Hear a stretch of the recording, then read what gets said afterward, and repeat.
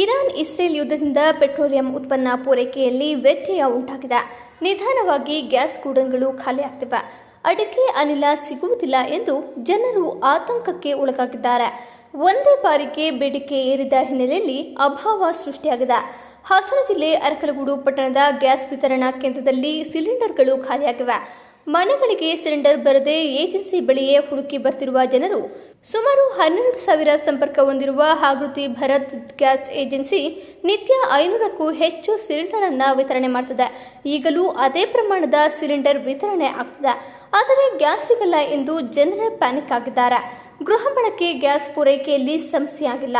Commercial cylinder ಸರಬರಾಜು ಮಾತ್ರ ನಿಂತಿದೆ.